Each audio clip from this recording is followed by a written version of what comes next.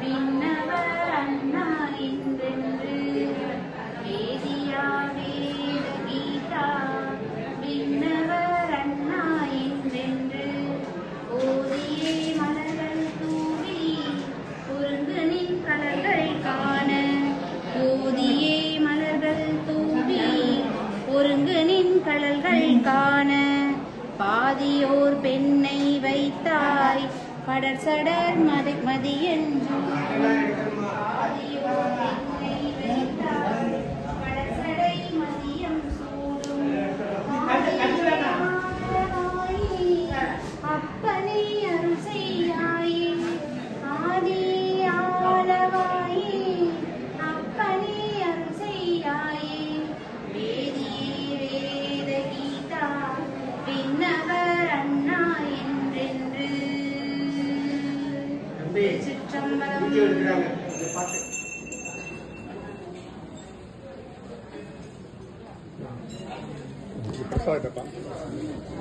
शुक्लां वरदरं विष्णुं शशिवर्णं चतुर्भुजं प्रसन्नवदनं ध्याये सर्वविघ्नोपशान्तये शुक्लां वरदरं गणपतिमन्त्रं नित्यं नित्यं जपो जपो विघ्नविनायक विश्वादायक वीरगणपति भजो भजो வீர கணபதி பஜோ பஜோ தனம் தரும் கல்வி தரும் ஒரு நாடும் தளர்வரியா மனம் தரும் தெய்வ வடிவும் தரும் நெஞ்சில் வஞ்சமில்லா இனம் தரும் நல்லன எல்லாம் தரும் அன்பர் என்பவர்க்கே கணம் தரும் பூங்குழலாள் அபிராமி கடை கண்களே ஆத்தாளை எங்கள் அபிராமவல்லியை அண்டமெல்லாம் பூத்தாளை புவியடங்க காத்தாளை மாதுளம்பு நிறத்தாளை அங்கையில் பாசாங்குசமும் கரும்பும் வில்லும் சேர்த்தாளை முக்கண்ணியை தொழுவார்க்கு ஒரு தீங்கில்லையே ஆய கலைகள் 64 ஏய உணவிற்கும் என்னம்மை தூய ஒரு பளிங்கு போல் என் உள்ளத்தினுள்ளே இருப்பழிங்கு வாராதீடர் பொன்னார் மேனியனே புலித்தோலை அரைக்கசைத்தீர் மின்னார் செஞ்சடை மேல் மில்கொன்றை அணிந்தவனே மண்ணே மாமணியே மலபாடியுள் மாணிக்கமே அண்ணே இனி ஒருவரையும் யான் நம்புகிலேனே 10 விரல் மோதிரம் எத்தனை பிரகாசமது பாடகன் தண்டை கொலுசும் முத்து மூக்குத்தியும் ரத்தின பதக்கமும் மோகன மாலை அழகும் முழுதும் வைடூரியத்தினால் முடிந்திட்ட தாலி அழகும் அத்திவரதன் தங்க சக்தி சிவரூபத்தை அடியனால் சொல்ல தகுமோ அழகான காஞ்சியில் புகழாக வாழ்ந்திடும் அன்னை காமாட்சி உமையே கலையாத கல்வியும் குறையாத வயதும் ஓர் கபடு வாராத நட்பும் கன்றாத வழமையும் குன்றாத இளமையும் கழுவினி இல்லாத உடலும் சலியாத மனமும் அன்பு அகலாத கணவனும் தவறாத சந்தானமும் தாழாத கீர்த்தியும் மாறாத வார்த்தையும் தடைகள் வாராத கொடையும் தொலையாத நிதியமும் கோணாத கோலும் ஒரு துன்பமில்லாத வாழ்வும் துய்யனின் பாதத்தில் அன்பும் உதவி பெரிய தொண்டரோடு கூட்டு கண்டாய் அலையாளி அரிதுயிலும் மாயனது தங்கையே ஆதிகடவூரின் வாழ்வே அமுதீசர் ஒரு பாகம் அருள்வாமி அபிராமி உமையே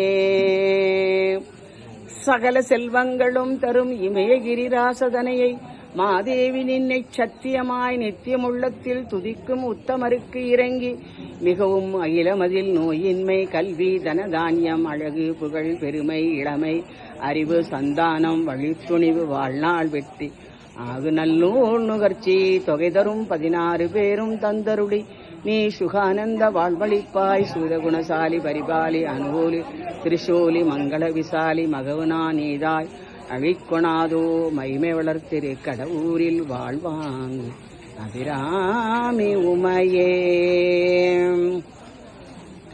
அன்னையின் துயர் நீக்கி அன்புருவாய் நின்ற ஆஞ்சநேயரே சரணம். சிதையை மீட்டு சிரஞ்சீவி ஆனவரே ஆஞ்சநேயரே சரணம்.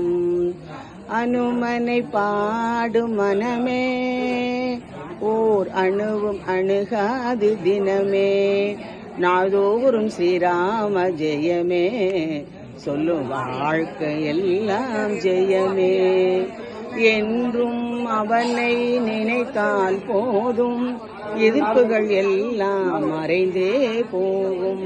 கவலை என்பது மலை என்றாலும் கவலை வேண்டாம் அவன் பெயர் தாங்கும். அடுத்து குரு வந்தனம். நம்ம விநாயகருக்கு மட்டும் நம்ம ஒரு சின்ன உரையை மட்டும்தான், எல்லா தெய்வங்களையும் எல்லா இடத்துலயும் நம்ம நினைச்சிட முடியாது. ஆனா விநாயகர் பெருமானை மட்டும்தான் எல்லா இடத்துலயும் சுபமா இருந்தாலும் சரி அசுபமா இருந்தாலும் சரி எந்த நிலையிலையும் நம்ம நினைக்கலாம். ஒரு சாணத்துல விநாயகரை புடிச்சு வைக்கலாம், ஒரு களிமண்ணுல விநாயகரை புடிச்சு வைக்கலாம். ஆனா மற்ற தெய்வங்களுக்கு அந்த மாதிரி பண்ண முடியாது. அப்பேற்பட்ட விநாயகர் பெருமானுடைய அருள் நம்மளுக்கு வேணும்.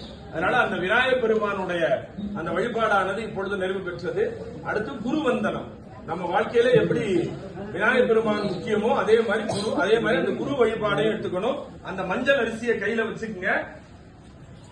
எல்லாருக்கும் குருவா இருக்கக்கூடிய பரமேஸ்வரனை மனசுனால நினைச்சுங்க.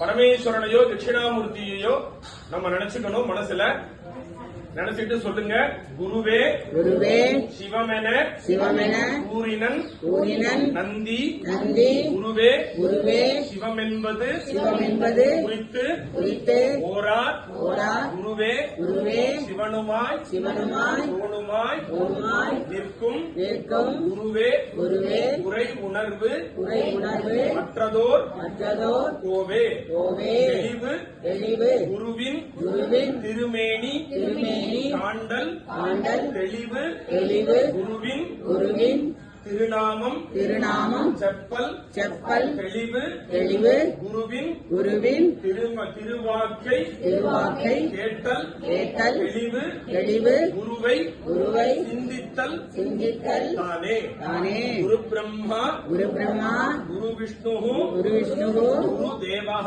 குரு தேவः மகேஸ்வரः மகேஸ்வரः குரு குரு சாட்சாத் சாட்சாத் பரம் பரம் பிரம்ம பிரம்ம தஸ்மை தஸ்மை ஸ்ரீ ஸ்ரீ குரவே குருவே நமः. நமः.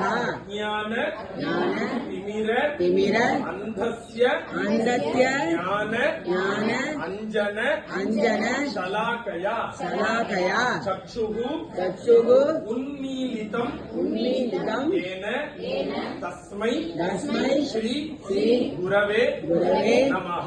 நமः. ஆலமரத்தின் ஆலமரத்தின் கீழ் அமர்ந்து அமர்ந்து ஞானமே ஞானமே குருவாக உருவாக வீற்றிருக்கும் வீற்றிருக்கும் எங்கள் எங்கள் குருவே குருவே எங்களுடைய எங்களுடைய வாழ்வில் வாழ்வில் அஞ்ஞானம் அஞ்ஞானம் எனும் எனும் இருளை இருளை விலக்கி விலக்கி ஞானம் ஞானம் எனும் எனும் அருள் அருள் தந்திடுவாய். தந்திடுவாய். ஆலமர ஆலமர உரையின் கையின் கீழ் கீழ் அமர்ந்திருந்து அமர்ந்திருந்து சனகாதி சனகாதி முனிவர்களுக்கு முனிவர்களுக்கு அறிவை அறிவை அளித்திடும் அளித்திடும் எங்கள் எங்கள் குருவே குருவே எங்களுடைய எங்களுடைய வாழ்விலும் வாழ்விலும் அஞ்ஞானத்தை அஞ்ஞானத்தை அழித்து அழித்து ஞானம் ஞானம் எனும் எனும் ஒளியை ஒளியை தந்து தந்து எப்பொழுதும் எப்பொழுதும் அருள் புரிந்திடுவாய். அருள் புரிந்திடுவாய். அப்படியே அந்த விநாயகருடைய பாதத்திலே மறுபடியும் போட்டுருங்க.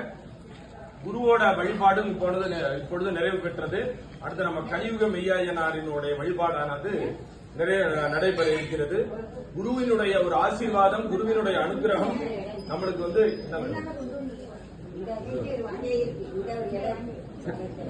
குருவினுடைய ஒரு ஆசீர்வாதம் நம்மளுக்கு எப்பவுமே வேணும். ஒரு பாடசாலையில ரெண்டு பேர் படிச்சுட்டு இருந்தாங்க. அந்த 2 பேர்ல ஒரு பையன் நல்லா படிக்கக்கூடிய பையன், ஒரு பையனுக்கு படிப்பு வரவே வராது. ஆனா அந்த நல்லா படிக்கிற பையன் என்ன பண்ணிடுவான்னா, குருவோடைய எந்த வார்த்தையுமே கேட்கறது இல்ல. ஆனா நல்லா படிச்சுட்டு இருந்தான். இன்னொரு பையன் என்ன பண்ணானா, படிப்பு வரலைனாலும் குருவுக்கு தொண்டூழியம் பண்றது, குருவுக்கு சுசுரூஷ பண்றது, குருவோட பேச்ச கேட்கறது, குருவுக்கு அவருக்கு தொண்டூழியங்கள்லாம் பண்றது, இப்படியே பண்ணிட்டு இருந்தான். காலங்கள் கடந்தது. 2 பேருமே பாடசாலை படிப்பு முடிச்சுட்டு வெளியில போனாங்க. வெளியில போனோம்னா ஒரு அரசாங்கத்துல ஒரு வேலை வாய்ப்பானது வந்தது. அப்ப அந்த வேலை வாய்ப்புக்கு அந்த அரசாங்கத்துல அந்த ராஜா அறிவிக்கிறார், இந்த மாதிரி நல்ல மந்திரி பதவிக்கு நல்ல ஆலோசனை சொல்லக்கூடிய நல்ல படித்த நபர்கள் தேவை, அவங்கள நல்ல சான்றோர்களை வச்சு நாங்க தேர்ந்தெடுப்போம். அப்படி தேர்ந்தெடுக்கிறவங்களுக்கு மந்திரி பதவி, அதுக்குண்டான எல்லாமே வீடு இடம் எல்லாமே கொடுத்துருவோம் அப்படின்னு. உடனே இந்த 2 பசங்களுமே அதுக்கு அந்த போட்டியில கலந்துக்கிறாங்க. இந்த நல்லா படிச்ச பையன் இந்த நல்லா படிக்காத பையனும் அந்த போட்டிக்கு வந்திருக்கான். உடனே நல்லா படிச்சவன் பையன் சொல்றான், நீ எதுக்கடா அந்த போட்டியில கலந்துட்ட, நீ தேவையில்லாம உன் நேரத்தை வீணடிக்காத, இதெல்லாம் படிச்சவங்க கலந்துக்கிற போட்டி இது, அதனால நீ கலந்துக்காத அப்படின்னு சொல்லி அவனை அவமானப்படுத்துறான். அவனும் ஒண்ணும் சொல்லாம சரி அப்படின்னு சொல்லிட்டு பேசாம ஒண்ணும் காலை வாங்கிக்காம பேசாம இருந்துறான். இந்த படிச்சவன் அந்த போட்டியில போய் கலந்துக்க போறான். அப்ப அவன்கிட்ட ரொம்ப மிகவும் எளிமையான கேள்விகள்லாம் கேட்கிறாங்க. ஆனா அவனுக்கு சொல்ல முடியல, பதில் தெரிஞ்சு அவனுக்கு சொல்ல முடியல. உடனே அவன் நீங்க தகுதி இல்ல அப்படின்னு சொல்லிட்டு வெளியில வந்துடுறான். வெளியில வந்தா அடுத்து இவன் போகணும். அப்ப இவனை பார்த்து கேட்கிறான், அவன் அப்பையும் அவனை அவமானப்படுத்துறான். நான் நல்லா பயங்கரமா படிக்கிறவன், என்கிட்ட மிக எளிதான கேள்விதான், ஈஸியான கொஸ்டின் தான் கேட்டாங்க, அதுக்கே என்னால பதில் சொல்ல முடியல, நான் தடுமாறிட்டேன், நீ பாடசாலையிலே ஒழுங்கா படிக்காதவன், நீ போய் எப்படி பதில் சொல்ல போற போ அப்படின்னு சொல்லிட்டு அவனை அவமானப்படுத்தி அனுப்புறான். அவன் ஒண்ணுமே சொல்லடா, அவன் உள்ள போறான். உள்ள போனா 1 மணி நேரம் 2 மணி நேரம் ஆகியும் அவன் திரும்பி வெளியிலே வரல. இவனுக்கா வெளியில ஆச்சரியம், ஏன்னா போன உடனே வெளியில வந்துருவான்னு பார்த்தா 2 மணி நேரம் ஆகியும். உடனே 2 மணி நேரம் கழிச்சு வெளியில வரான். என்ன இவ்வளவு நேரம் ஆச்சுன்னு, என்ன ஆச்சுன்னு கேட்டா இல்ல என்ன தேர்ந்தெடுத்தாங்கன்னு இவனுக்கு உடனே ஆச்சரியம். 2 மணி நேரம் என்னன்னா 2 மணி நேரம் பெரிய பெரிய கேள்வி எல்லாம் கேட்டாங்க, நீ எப்படா பதில் சொன்னா, நான் ஒண்ணுமே பண்ணல, கண்ணை மூடுனேன், கண்ணை மூடனோடனே நான் பதில் சொல்லிட்டே இருந்தேன் அப்படின்னா. அப்ப கடைசியில என்னதாண்டா நடந்ததுன்னு, நான் இந்த அறிவிப்பு வந்திருக்குன்னு சொன்ன உடனேயே என் குருநாதர் என்ன கூப்பிட்டுட்டு நீ போய் அந்த போட்டியில கலந்துக்கப்பா அப்படின்னு சொன்னார். நான் அப்ப சொன்னேன் அவர்கிட்ட, நான் சரியா படிக்காதவன், நான் எப்படி மந்திரி பதவிக்கு போய் கலந்துக்க முடியும் அப்படிங்கிற மாதிரி நான் கேட்டேன். நீ போய் கலந்துக்கோ, என்னுடைய ஆசீர்வாதம் உனக்கு பரிபூர்ணமா இருக்கும்னு சொன்னார். அதனால நான் போட்டிக்கு கலந்துக்குவாய், அருள் புரிந்திடுவாய், கலியுக மெய் ஐயனாரே, எங்களுடைய குழந்தைகளாக நாங்கள் அனைவரும் இந்த திருவிளக்கு வழிபாட்டினை செய்கின்றோம். எங்களுடைய வாழ்வில் தீப ஒளி போல் உங்களுடைய அருளானது நிறைந்து இருக்க வேண்டும். அந்த விநாயகருடைய பாதத்தில் போட்டுருங்க. இப்பொழுது நம்ம கலியுகமையனாருடைய வாழ்க்கையும் நம்ம அவர்களுடைய அனுமதியும் பெற்றோம். இப்பொழுது நம்ம என்ன பூஜை பண்ண போறோம் அப்படின்னா தீபலட்சுமி பூஜை பண்ண போறோம். அதனால தீபலட்சுமி அம்பிகிட்ட வேண்டிக்கணும். என்னைக்குமே நம்மளுடைய சம்பிரதாயம், நம்மளுடைய கலாச்சாரம் எல்லாமே பெரியவங்கள்ட்ட ஒரு விஷயத்தை சொல்றதுக்கு முன்னாடி அவங்கள வணங்குதல் அப்படிங்கிற ஒரு கலாச்சாரம் நம்மளுடைய இந்து மத கலாச்சாரம். எடுத்த உடனே எனக்கு வாங்கி கொடு அப்படிலாம் சொல்ற பழக்கங்கள்லாம் கிடையவே கிடையாது. நம்மள்ட்ட பெரியவங்கள்ட்ட பேசுறதுக்கே 1000 பேர் யோசிச்சோம். இன்னைக்கு நம்ம பேசினதுக்கு அப்புறம் பெரியவங்க யோசிக்கிறாங்க, ஏன்டா இவனை பெத்தோம் அப்படின்னு. அப்படிதான் நம்ம பெரியவங்கள்ட்ட பேசுறதுக்கு முன்னாடி யோசிச்ச கலாச்சாரம். அதுக்காக பாசத்துல நான் குறை சொல்லல. ஒரு எதுனாலும் அன்பா மரியாதையா நம்ம பெரியவங்கள்ட்ட கேட்கணும். ஒரு அப்பாட்ட ஒரு விஷயம் கேட்கறாலும் சரி, அம்மாட்ட கேட்கறதாலும் சரி, ஆனா அதுக்கு பேர் நைஸ் பண்றதுன்னு பேரு. ஆனா அப்படி இல்லாம அது ஒரு மரியாதை. அதாவது தகப்பன் புள்ள சொல்லாம புள்ளையோட ஆசையை நிறைவேற்றணும், அந்த மாதிரி புள்ள நடந்துக்கணும். அப்பா புள்ள என்ன பண்ணணும், தகப்பன் அவர் தன்னுடைய நடத்தைகள்னாலே அவருக்கு பண்ணும்படியா இவன் நடந்துக்கணும். இன்னைக்கு ஒரு புள்ளைக்கு ஒரு விஷயம் வேணும் அப்படின்னா அது புள்ள போய் கேட்க கூடாது. பெற்றோர்கள் அப்படியே அந்த குழந்தைய கவனிக்கணும். கவனிச்சு இந்த வயசுல இது இவனுக்கு இதுதான் தேவை அப்படின்னு மட்டும் முடிவு பண்ணிட்டு அதை மட்டுமே கொடுக்க பழகணும். அதுக்கு மேலையும் கொடுக்க கூடாது, அதுக்கு கம்மியாகவும் கொடுக்க கூடாது. சார், குழந்தை வளர்க்கறதுல ஒரு 3 ஸ்டெப் இருக்கு. நம்ம அதை கரெக்டா கடைபிடிச்சோம்னு வச்சுங்களேன், எந்தவித பிரச்சனையுமே வராது. நம்ம மாத்தி கடைபிடிக்கிறதுனாலதான் அந்த இதுக்குண்டான இது வருது. அதாவது பஞ்சவருஷானி ராஜவத்து, 5 வயசு எழுதி அந்த குழந்தைய ராஜா மாதிரி பாத்துக்கணும். ராஜா இப்படி திரும்பினார்னா ஒரு 10 பேர் ஓடி வருவான், இப்படி திரும்பினார்னா ஒரு 20 பேர் ஓடி வருவான். என்ன அந்த ராஜா வந்து வெறும் தரையில் நடக்க விட மாட்டான். 5 பிறந்ததுல இருந்து 5 வயசு எழுதி, அதுக்கப்புறம் 16 வயசு எழுதி தாசிமத்து அடிமா மாதிரி பாத்துக்கணும் அந்த குழந்தைய. நம்ம கண்ணை பார்த்தா அந்த கண்ணு இடத்துல நிக்கணும். அது 6வது வயசுல இருந்து 16 வயசு எழுதி 16 வயசு